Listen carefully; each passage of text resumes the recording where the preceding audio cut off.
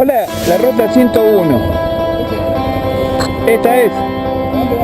Al Diamante. ¿Y cuál es la mejor? ¿Cuál es la mejor? Listo. Gracias.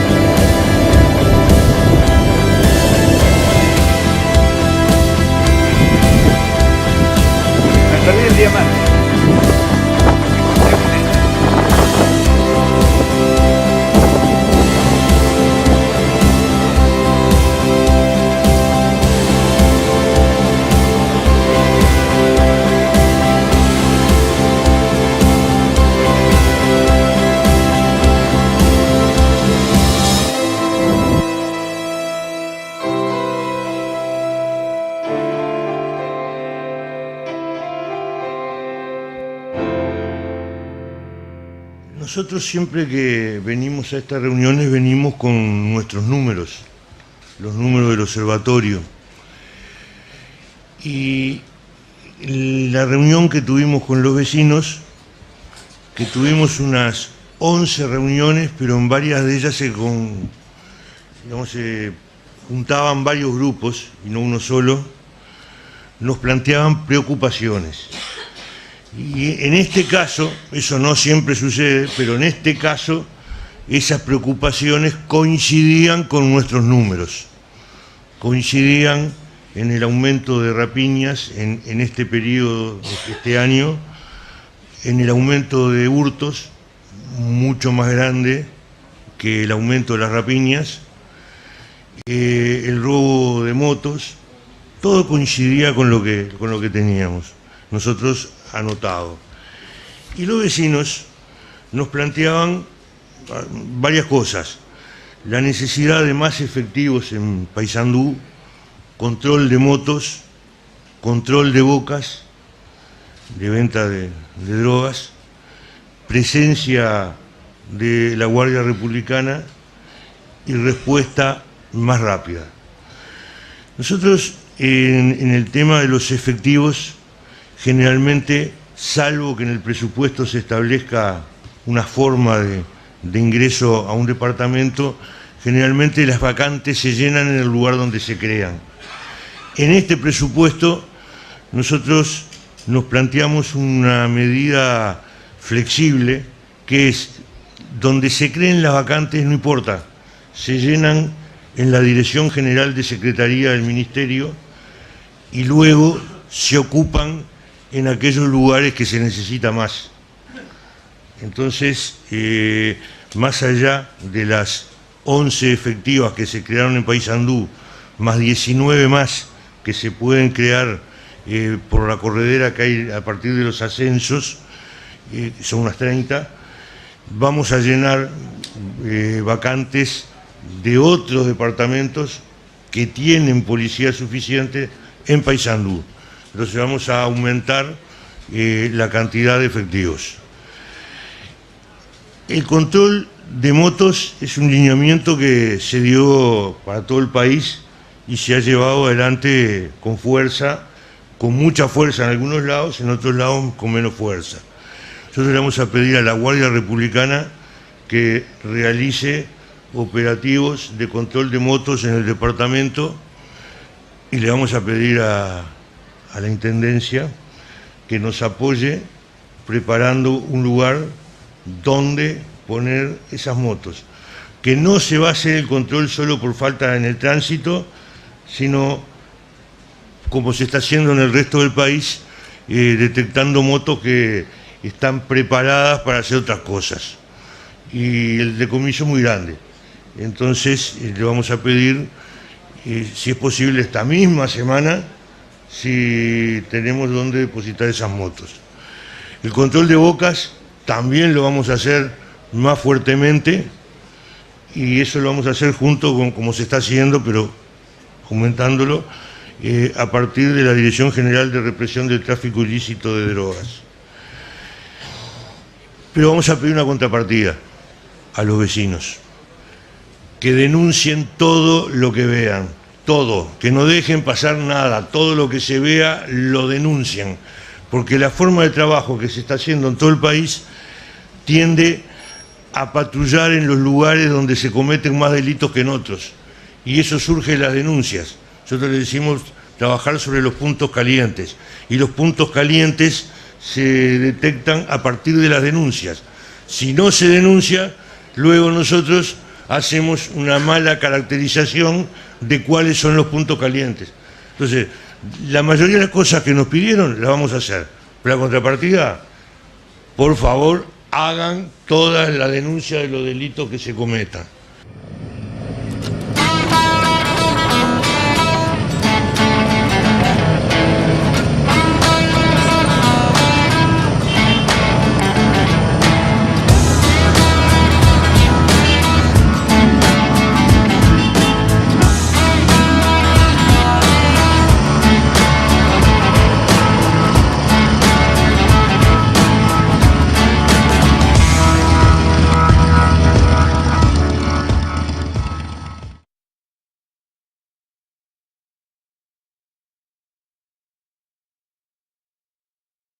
Buen día a todos.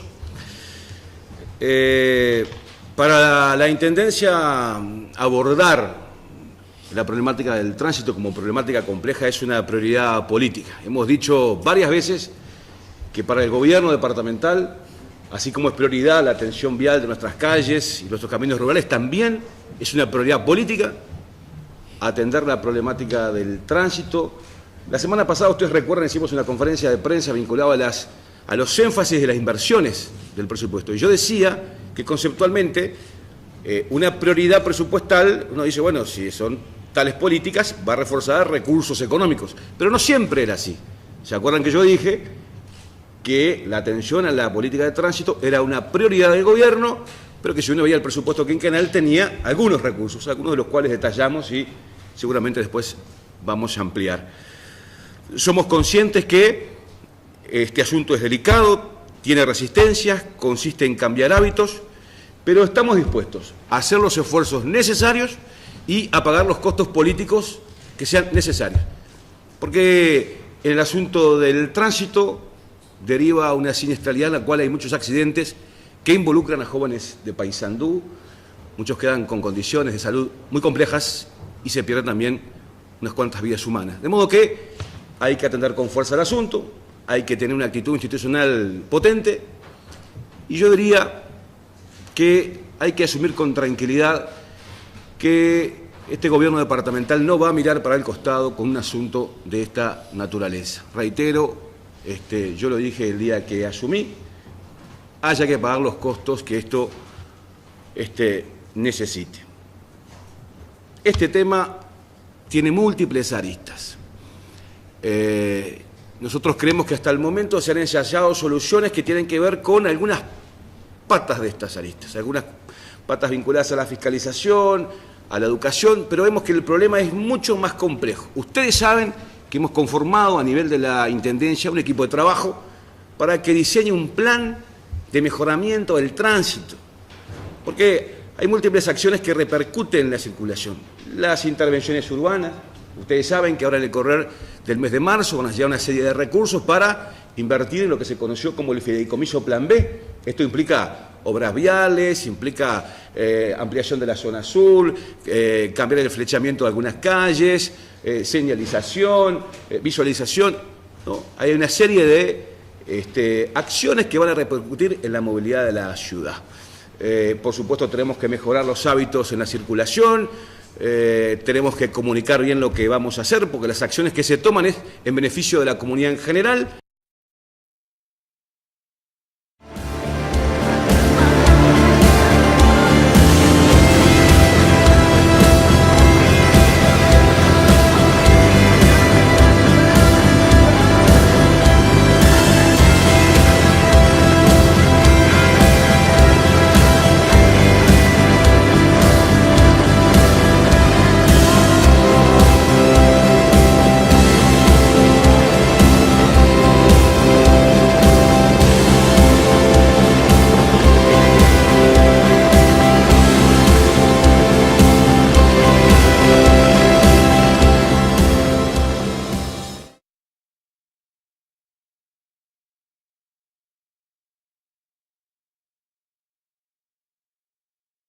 Entonces estamos trabajando en este diseño de plan de mejoramiento del tránsito. Y en la instancia de hoy queremos, en primer lugar, dar a conocer cuatro líneas en las cuales hemos venido trabajando y que es necesario comunicárselo a la población.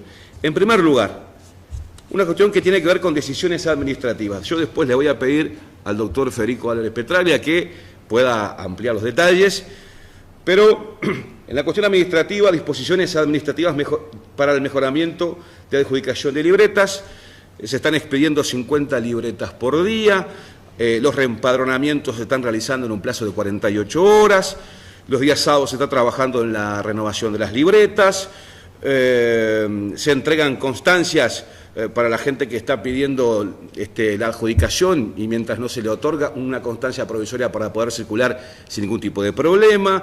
Estamos cumpliendo con todos los documentos que se requieren para hacer estos trámites, a raíz también de una cuestión que queremos marcar la diferencia con la anterior administración. No se están quitando multas, salvo, quiero sí precisarlo, el doctor lo va a hacer con mayor claridad que yo, cuando la persona, el contribuyente, entiende que está mal y puede realizar un trámite administrativo, un procedimiento administrativo con todas las garantías y por resolución del director de tránsito podrá eventualmente exonerarse o no de la multa. Pero que quede claro, en la Intendencia de Paysandú ese criterio es a rajatabla. No estamos por mera voluntad y por amiguismos eliminando las multas. Medidas que tienen que ver con reuniones con actores del Poder Judicial, los fiscales y el Ministerio del Interior. Nosotros hemos tenido hace ya algunas semanas una instancia con estos actores. Nos parece importante comprender que el problema es complejo y nos compete a todos. Y básicamente pasa por esta línea. Ha sucedido que los inspectores de tránsito, muchas veces cuando hacen procedimientos, han recibido agresiones físicas, verbales, por parte de los ciudadanos. Nosotros no le estamos pidiendo al Poder Judicial y a los fiscales que terminen en procesamiento, pero sí que se atienda con celeridad, con rapidez. Porque al fin y al cabo, un funcionario público cumple una tarea en beneficio de toda la comunidad y si todavía recibe esa agresión y no tiene del sistema una respuesta de atención, reitero, no de resultado, pero sí de atención, creo que como sistema no estamos dando una buena señal. Hemos encontrado una buena receptividad en estos actores, hemos, lo que se llama, generado un enlace. Entonces, cuando la Intendencia entienda que hay una situación que amerita presentarla al Poder Judicial, rápidamente va a ser atendida para evitar justamente que este tipo de acciones demoren meses en ser atendidas, reitero, atendidas.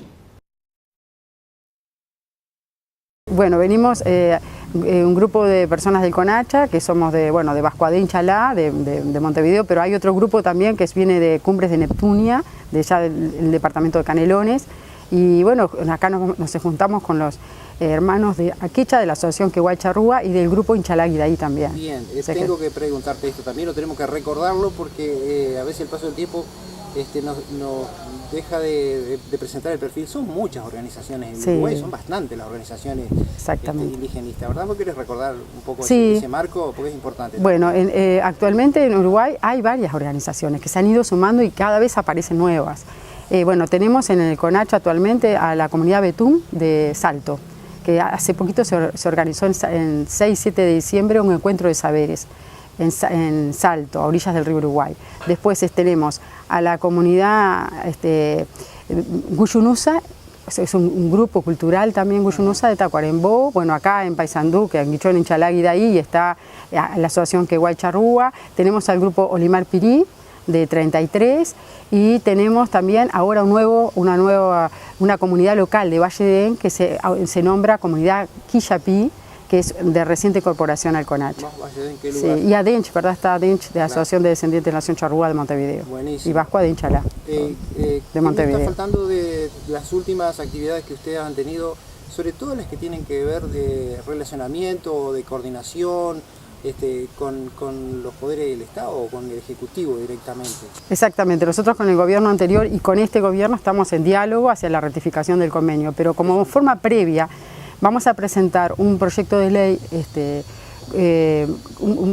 estamos elaborando un proyecto para presentarlo como iniciativa anterior, o sea, sabemos que el convenio va a demorar, o sea, tiene un proceso largo de negociaciones internas dentro del propio gobierno y también en el Parlamento, luego, o sea, va a llevar un tiempo, pero antes quisiéramos que este gobierno, por este proyecto de ley, que reconozca que en Uruguay hay descendientes de indígenas, que habemos, que no nos morimos todos en Salsipuedo, que no somos pueblos extinguidos, sino que hay presencia indígena en el Uruguay. Y bueno, queremos una ley de reconocimiento hacia la población con descendientes de indígenas. A pesar de todo el avance que ha habido en el marco de varios derechos, todavía no se reconozca explícitamente. Exactamente. El origen explícitamente no se reconoce. Es increíble, ¿no? A través del censo se hicieron dos preguntas, justamente, cree usted tener ascendencia indígena, pero todavía es muy incipiente. Hay ministerios que ya nos tratan con nosotros, trabajamos a través de proyectos con el Ministerio de Educación y Cultura, con la Cancillería, con el MIDES también, que nos ha apoyado bastante, pero a nivel oficial no hay una voz oficial que explicite que habemos, que estamos, que somos bastantes, porque somos alrededor de 160.000 personas. Entonces falta también trabajo nuestro, también de visibilización y trabajo de que la gente se organice en los diferentes lugares, porque organizados, unidos, vamos a poder mejor poder, ¿verdad?, conseguir derechos específicos, derechos culturales, derecho a la identidad, que es un derecho básico. Adivinen cuál es el país que produce más petróleo en el mundo. ¿Arabia Saudita? ¿Irak? ¿Irán? Ninguno de los anteriores. Con 13 millones de barriles al día, el mayor productor es Estados Unidos. La coronación es reciente y es una de las razones por las que se ha caído el precio del petróleo. Estados Unidos está comprando menos porque está produciendo mucho más. Y todo esto tiene un responsable: el fracking. ¿Qué es el fracking? Es una técnica para extraer petróleo y gas de lugares que antes no se dejaban. Rápido repaso geológico. Todo el petróleo está almacenado en formaciones de rocas. Algunas de estas formaciones tienen poros o grietas que dejan fluir el petróleo, otras no. Las que no eran un problema para la industria petrolera, pero ahora que existe el fracking ya se puede sacar petróleo de ahí. Es más fácil entender todo esto si hablamos de un concepto clave: la presión. El petróleo es un fluido subterráneo que tiene que soportar millones de toneladas de tierra. Cuando nosotros taladramos hasta esa profundidad es como si estuviéramos destapando una gaseosa agitada. Así también el petróleo quiere salir por la tubería hasta la superficie porque la presión lo empuja. Pero todo esto depende de que exista un camino a la tubería. O sea, que las formaciones de rocas que almacenan petróleo tengan poros o grietas y que estén conectados. Si no hay conexión con la tubería es inútil porque la mayoría del petróleo se queda atrapada. Pues bien, resulta que ahora podemos fracturar las rocas para crear nuestras propias grietas. Eso es el fracking, que formalmente se llama fracturamiento hidráulico. Lo de fracturamiento ya se entiende, y lo de hidráulico es porque se utiliza agua a presión para romper las rocas, agua y arena. Pero la historia no termina ahí. Para llegar a donde está el petróleo hay que perforar más o menos 2 kilómetros para abajo y otros 3 kilómetros de lado. Eso quiere decir que la tubería es demasiado larga y hay un montón de fricción, o sea que el agua que se inyecta pierde potencia a medida que avanza. La solución técnica de este problema es mezclar el agua y la arena con químicos que lubrican la tubería y así se combate la fricción que le quita poder al chorro. Pero ese cóctel es una para el medio ambiente y por eso el fracking es tan polémico. Para ser claros, no es que los pozos convencionales sean amigables con el medio ambiente, es que el fracking es peor. Básicamente estamos contaminando grandes cantidades de agua para romper rocas y buena parte del agua sucia que metemos se devuelve a la superficie todavía más sucia porque esas rocas tienen metales pesados y compuestos radioactivos. La contaminación es tanta que ya no es posible tratar el agua para hacerla potable. O sea, esa agüita se perdió y para siempre. Entonces, ¿qué se hace con el agua sucia? Lo usual es que la entierren muy profundo, el equivalente industrial a meter mugre debajo de la alfombra, pero hay un problema, o más bien varios. Resulta que en el subsuelo existen reservas de agua potable y si el agua sucia del fracking llega a mezclarse con ellas, tenemos un desastre ecológico tremendo. Por supuesto, la industria petrolera y los que ponen las normas toman un montón de precauciones para que no ocurra esto. Por ejemplo, los pozos tienen un revestimiento de cemento y tuberías adicionales con el objetivo de evitar que el agua contaminada se filtre hacia otros lados. La pregunta es si estas medidas son suficientes y esa pregunta es particularmente relevante en Colombia teniendo en cuenta que las normas se basan en estudios que fueron hechos en Estados Unidos y acá la geología es diferente y poco estudiada. Mientras que en Estados Unidos las reservas de aguas subterráneas no pasan los 400 metros de profundidad, en Colombia ya extraemos agua potable a 1500 metros. Esa diferencia hace más asustadores dos de los tres problemas que tiene el fracking. Problema número 1. Las grietas causadas por esta técnica recorren el subsuelo de forma impredecible. Eso quiere decir que corremos el riesgo de conectar los yacimientos de petróleo y el agua contaminada con otras fuentes de agua. Problema número 2. El casing, o sea, la capa de protección para la tubería, solo llega hasta cierta profundidad, es decir, que el agua contaminada se puede filtrar por debajo. Y, problema número 3, el casing es una solución temporal. No se sabe qué pasa después de muchos años de desgaste en la estructura y ya existen varios ejemplos de pozos en los que se comienza a filtrar el agua sucia. Y entre paréntesis, también se ha hablado de la asociación del fracking con el incremento de temblores, pero se argumenta que en los pocos casos en los que ocurre las magnitudes son despreciables. Ahora bien, dicho todo eso, es importante saber que hay más de 1 millón de pozos de fracking en el mundo, y ese dato es muy diciente. Nos dice que las consecuencias negativas del fracking teóricamente se pueden controlar, por lo menos a corto plazo, y también nos habla del rol protagónico del petróleo en la economía. Es que son 1 millón de pozos aumentando las reservas mundiales, y la cifra va creciendo, lo que nos trae de vuelta a Colombia. Colombia, que está por encima del 85% de los productores de petróleo del mundo. Colombia, cuya economía depende en buena parte de esta industria, pero también Colombia, la que solo ha explorado 9 zonas en lo que va de este año porque cayó el precio del petróleo y por tanto cayeron las inversiones. Para bien o para mal, esta es una industria a la que pertenecemos y tenemos que tomar decisiones. Es claramente un problema de costo-beneficio. ¿Vale la pena asumir el riesgo de que se debilite el sector petrolero? O, dicho al revés, ¿será que vale la pena asumir los riesgos del fracking? La respuesta no es fácil y no queremos decir que la tenemos, pero conviene aclarar una última cosa. Como el fracking es mucho más costoso y como el precio del barril está tan bajito y como la industria petrolera en Colombia está alicaída, se está hablando de incentivos tributarios para el fracking. O sea, el país recibiría menos plata usando esta técnica que usando la tradicional. Entonces, de nuevo, ¿vale la pena?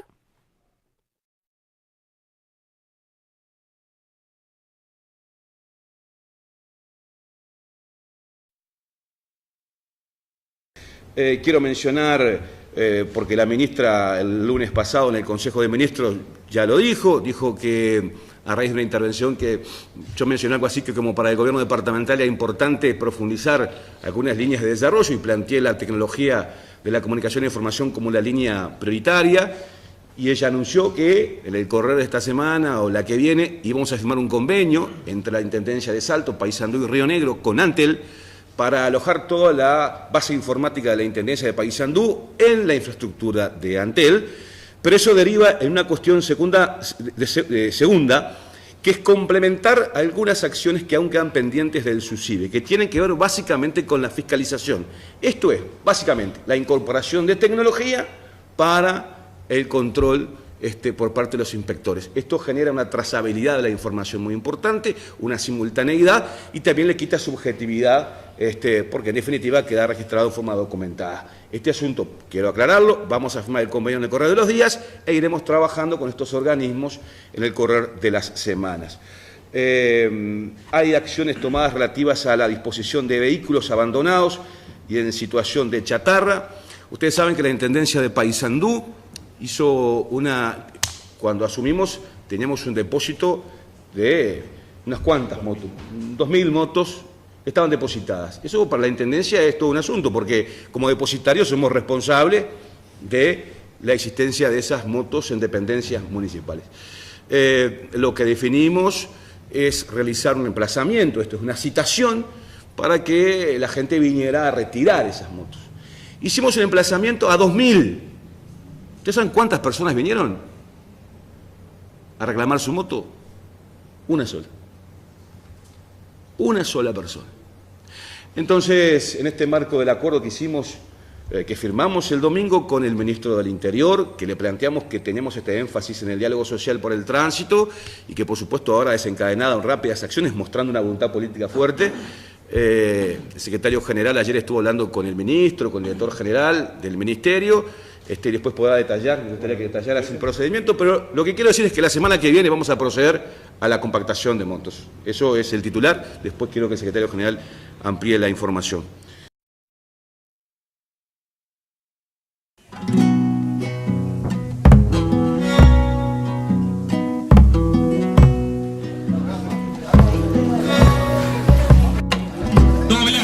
No tengas miedo a quedarte sola, que siempre estoy guardando un abrazo por si tienes frío. Tienes el corazón herido y un caminito de suspiros.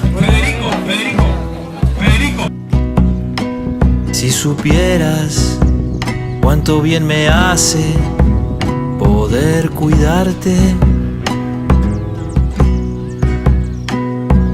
y que respires de mis sueños. Si supieras cuánto sana un abrazo y un pedazo de tristeza quedaría en tu corazón. Y esta canción al final cumpliría su misión. Lo felicito, compañero. ¿Cómo se llama el ejemplar? Luz Mila, muy bien, 400 metros, primera carrera en Dolores. ¿El dueño es? ¿Carlos? Fan. Ahí va. ¿Y lo corrió usted también? Buenazo. ¿Hay compositora y...? ¿Compositora y usted también? Sí, todo haciendo muy buenas. Y acá está la barra. Bueno, lo felicito, compañero. Gracias, compañero. Lo veo a un jockey entreverado ahí. Sí, acá se cuenta todavía, se cuenta, tiene vergüenza. ¿No se cuenta que usted...? Sí, es nuevo, dice.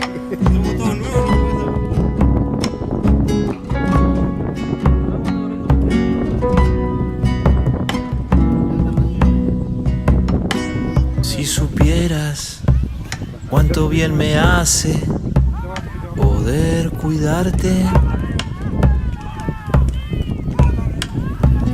y que respires de mis sueños. Si supieras cuánto sana un abrazo y un pedazo de tristeza quedaría en mi corazón. Lo felicito, compañero. ¿Cómo se llama usted? Félix Moyano, de acá de Dolores. Sí. Ahí va. ¿Y el nombre del nombre del ejemplar que ganó? Pistola. La pistola, ahí va. Lo corrió Maxi Blanco. Maxi Blanco. Bueno, ¿quién nos falta? ¿Compositor? No, ¿Usted también? Ahí va. Buenazo. ¿Quién colabora en el estudio también? Acá de la familia. Toda acá la gente. Lo felicito, compañero. Gracias. Muy bien, señora. Vamos a sacar una foto.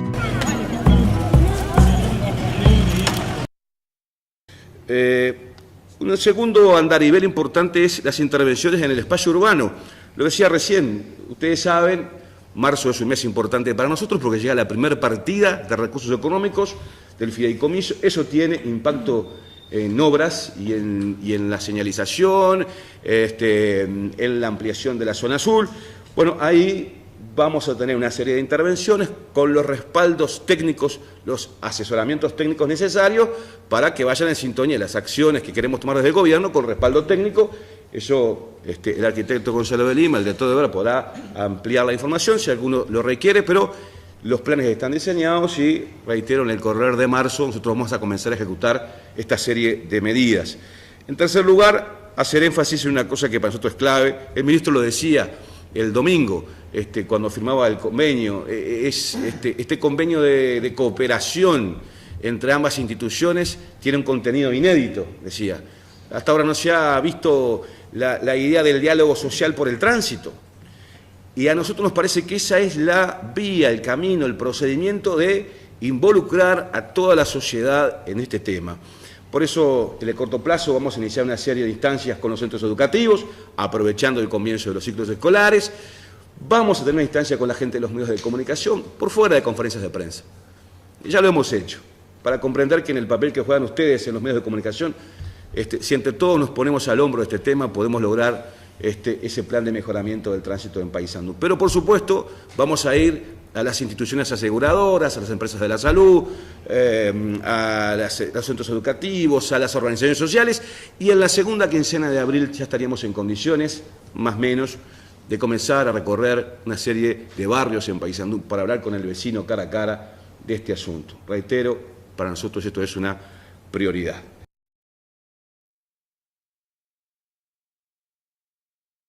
En cuarto lugar, medidas que tienen que ver con la fiscalización. Hubo previsión presupuestal para el reforzamiento del equipo inspectivo. Ustedes saben que el cuerpo inspectivo de la Intendencia de Paysandú está muy menguado. Lo hemos hablado mucho con Gerardo Barrios, el director de la UNACEB, con otras intendencias también. Es muy escaso la cantidad de inspectores para la capacidad de respuesta que podemos dar. Nosotros hicimos una previsión presupuestal para duplicar la cantidad de funcionarios. Para eso vamos a hacer un llamado público que en el correr de estos días ya va a salir, a través de los medios de comunicación, en la cual varias reparticiones van a intervenir para determinar bien el perfil que nosotros estamos buscando para la incorporación de inspectores, porque es una tarea muy importante y requiere justamente un fuerte énfasis en el perfil de las personas que van a ingresar a la Intendencia de Paysandú a cumplir esta tarea. Quiero decir que la previsión presupuestal están las personas, pero también están los equipamientos, o sea, las motos, las camionetas, las cámaras, o sea, ahí hay una serie de recursos previstos en el presupuesto. Quiero mencionar también que estas medidas nosotros la semana pasada se las comunicamos a todo el cuerpo inspectivo. Me parece que fue de orden cuando uno va a anunciar una política pública que comienza, que no tiene marcha atrás, tener instancias con los funcionarios. Ahí hay una serie de temas que generamos un ámbito bipartito para discutir con ellos, que tienen que ver básicamente con la readecuación escalafonaria y también con el cobro de las multas. Para que se sepa, el funcionario municipal que ingresa en el escalafón de funcionario de tránsito queda estancado, no tiene posibilidad de ascenso. O sea, ingresa en un grado y transcurre toda su vida en el mismo grado, no hay posibilidad. Es una cosa que tenemos que modificar, porque ¿dónde va a estar la estimulación del funcionario si no? Entonces, la mejor forma, una vez resuelto el convenio colectivo general con los funcionarios de la Intendencia, es ir focalizando en el tema, y hemos comenzado ya un ámbito bipartito para discutir esta situación. Como ustedes saben, el día domingo hemos firmado un convenio con el ministro del Interior. Le hemos contado que nosotros habíamos iniciado una serie de acciones en coordinación de la Intendencia con el jefe de policía, con la policía local, que venían siendo evaluadas como muy positivas, pero que entendíamos que esta política era muy importante y que toda colaboración, toda cooperación que pudiera el Ministerio dar, involucrarse, iba a ser una buena noticia para nosotros. El ministro dispuso brevemente, rápidamente, lo anunció el día lunes en el Consejo de Ministros, que la Policía Republicana se iba a sumar con mucha rapidez a respaldar esta política que estábamos intentando promover desde lo departamental.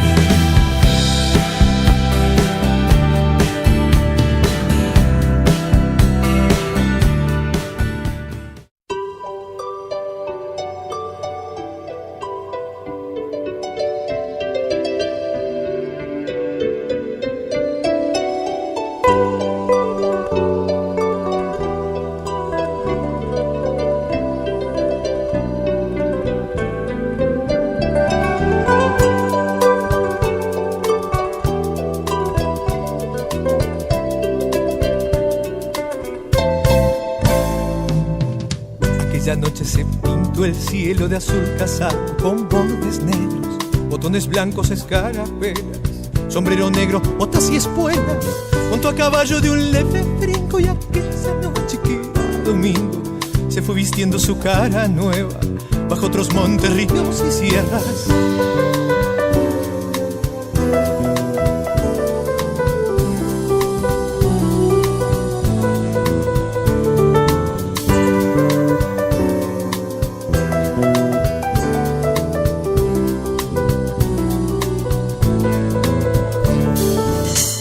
Quedaba tal vez pensando que aquella noche se iba soñando, buscando inquieta nuevos senderos, viajando sola y sin compañero.